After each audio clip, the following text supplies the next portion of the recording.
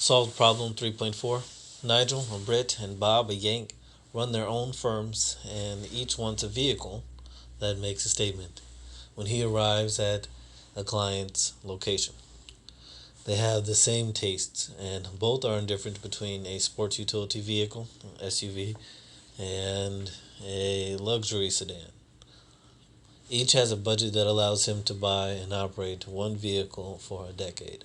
For Nigel, the price of owning and operating an SUV is greater than for the car because of high gas prices due to high gas taxes in Britain.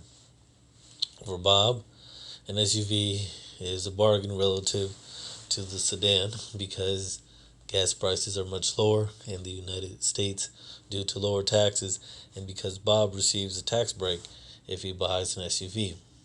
Use an indifference curve dash budget line analysis to explain why Nigel buys and operates a car while Bob chooses an SUV. Answer. Number one, describe their indifference curves. Because Nigel and Bob view the SUV and the car as perfect substitutes, each has an indifference curve for buying one vehicle that is a straight line with a slope of -1 and that hits each axis at 1 in the figure. Note, even though each driver will own only one car at a time, a bundle such as open parentheses 0.5 comma 0.5 close parentheses would correspond to owning an SUV for half of the decade and a sedan for the other half. Number two, describe the slopes of their budget line. Nigel faces a budget line capital N, capital L superscript capital N that is steeper than the indifference curve because sedans are relatively less expensive than SUVs. In Britain, Bob faces one capital L superscript B that is flatter because SUVs are relatively less expensive than sedans in the United States. Number three, use an indifference curve and a budget line to show why Nigel and Bob make different choices. As the figure shows, capital L superscript N hits the indifference curve capital I at 1 on the car axis, E subscript capital N, and capital L superscript capital B hits I at 1 on the SUV axis, E subcapital N.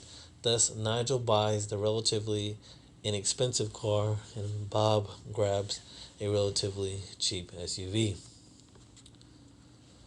Comment: if Nigel and Bob were buying a bundle of cars and SUVs for their firms, the analysis would be similar.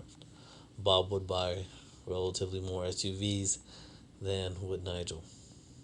In the graph, on the you have vertical axis has cars per decade, and the horizontal axis has SUVs per decade.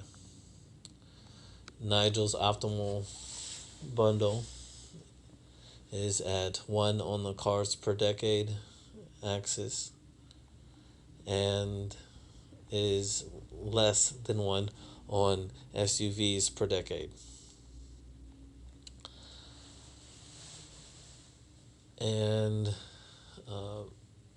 Bob's budget line is less than 1, approximately half on cars per decade.